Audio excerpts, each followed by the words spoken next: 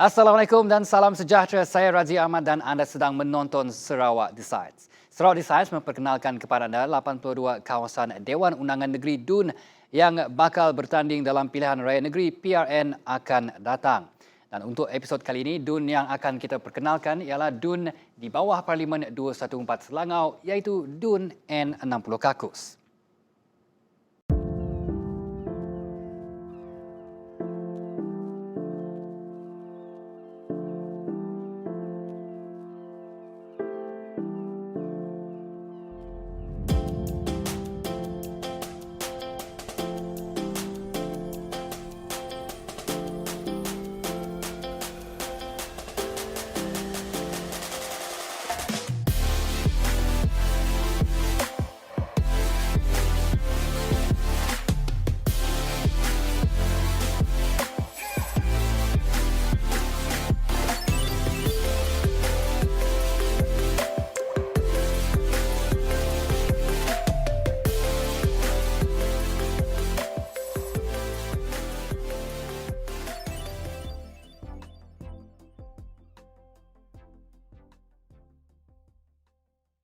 Penduduk di kawasan ini melakukan kegiatan pertanian dan penternakan sebagai sumber ekonomi utama mereka kerana permukaan tanah di kawasan Kakus mempunyai potensi yang besar untuk dibangunkan dengan tanaman-tanaman yang boleh menjana pendapatan yang lumayan kepada penduduk.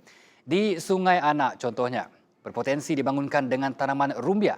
Tanaman ini mendapat permintaan tinggi di pasaran luar yang menyumbang kepada anggaran 89 juta ringgit nilai ekspor negeri Sarawak. Ulat sagu daripada rumbia tersebut juga mendapat permintaan tinggi sehingga mencecah RM60 sekilogram. Manakala kawasan di Data Kakus berpotensi dimajukan dengan pertanian moden kerana permukaan dataran yang tinggi sangat sesuai untuk penanaman pelbagai jenis sayur-sayuran. Dan selain sayur-sayuran, kawasan sungai di tanah tinggi itu turut berpotensi untuk dimajukan dengan penternakan ikan melalui sistem tagang memandangkan di sini air sungai masih jernih dan bersih serta bebas dari sebarang bentuk pencemaran. Ini pula kita paparkan keputusan bagi PRN 10 bagi DUN Kakus yang menyaksikan pertembungan 4 penjuru di antara calon Barisan Nasional BN, Parti Keadilan Rakyat PKR, Parti Cinta Malaysia PCM dan calon bebas. Dan kemenangan diraih oleh John Siki Anak Tayai mewakili Barisan Nasional dengan jumlah undi sebanyak 3,366. Manakala PRN 11 sekali lagi menyaksikan kemenangan John Siki Anak Tayai mewakili Barisan Nasional dalam pertembungan 3 penjuru di antara calon PKR dan Parti Islam Se-Malaysia PAS dengan majoriti 5,211.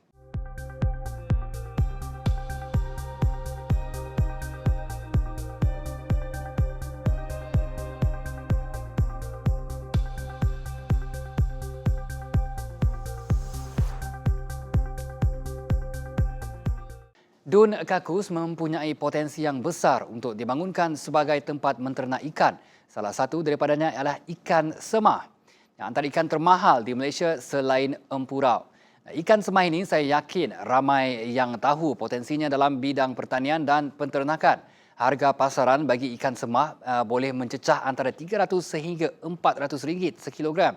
Jadi penternakan ikan semah ini sangatlah digalakkan terutamanya bagi kawasan Kakus kerana sungai di kawasan Kakus untuk pengetahuan semua masih jernih dan bebas dari pencemaran. Jadi penternakan ikan semah ini pastinya akan memberi pulangan lumayan kepada penduduk yang mengusahakannya kerana ikan ini mempunyai permintaan yang tinggi di pasaran tempatan. Satu lagi tarikan yang saya ingin kongsikan kepada anda untuk DUN Kakus ialah Taman Negara Bukit Kana. Mungkin tak ramai yang tahu tentang kewujudan sebuah taman negara di kawasan ini memandangkan kedudukan DUN Kakus yang terletak jauh di pedalaman. Ia terletak di Sangat, kira-kira 40 km dari Bandar Tatau dan 100 km dari Bandar Bintulu. Taman negara ini telah diwartakan pada 15 Januari 2015 dan merupakan salah satu daripada 42 taman negara di Sarawak yang kaya dengan kepelbagaian biologi namun masih belum diterokai sepenuhnya. Di kaki Bukit Kana terdapat sebuah air terjun yang sesuai untuk dijadikan destinasi pelancongan. Pengunjung yang datang bolehlah melakukan aktiviti santai sambil menikmati keindahan flora dan fauna yang terdapat di tempat ini. Untuk kawasan pedalaman seperti DUN Kakus, pembangunan infrastruktur adalah penting demi memastikan kesinambungan kesejahteraan rakyat. Dan pada tahun 2019, kerajaan negeri meluluskan peruntukan sebanyak 200 juta ringgit untuk kawasan Kakus bagi melaksanakan projek pembinaan Jalan Baru Tatau Kuala Tatau sepanjang 30 km dan menaik taraf Jalan Kelebu menuju ke Rumah Ado Kakus. Inisiatif pembinaan jalan ini membolehkan para petani dan nelayan sekitar Tatau meningkatkan hasil jualan mereka. Seterusnya menikmati hidup yang lebih baik dengan adanya jaringan jalan darat yang sempurna. Fasa seterusnya bagi projek pembinaan Jalan Baru Tatau ke Kuala Tatau ini akan diteruskan pelaksanaannya dalam Rancangan Malaysia ke-12 ataupun RMK-12. Dan manakala untuk tahun 2021, sebanyak 10 projek program transformasi luar bandar RTP telah siap dibangunkan dan dinaik taraf. Projek-projek itu terdiri daripada menaik taraf jalan menuju ke Rumah Panjang, merata tapak Rumah Panjang, tempat letak kereta dan Jalan Harapan Rumah. Inisiatif ini tidak lain tidak bukan bertujuan untuk memberi keselesaan dan kemudahan kepada penduduk melakukan kegiatan ekonomi mereka selain membantu membawa masuk pembangunan ke kawasan Kakus ini. Baiklah, inilah dia sedikit sebanyak informasi yang boleh kami kongsikan kepada anda untuk Dun Kakus. Banyak lagi kawasan Dun yang akan kami perkenalkan kepada anda, jadi teruskan menonton kami di TVS saluran 122. Saya Radzi Ahmad untuk Sarawak Decides.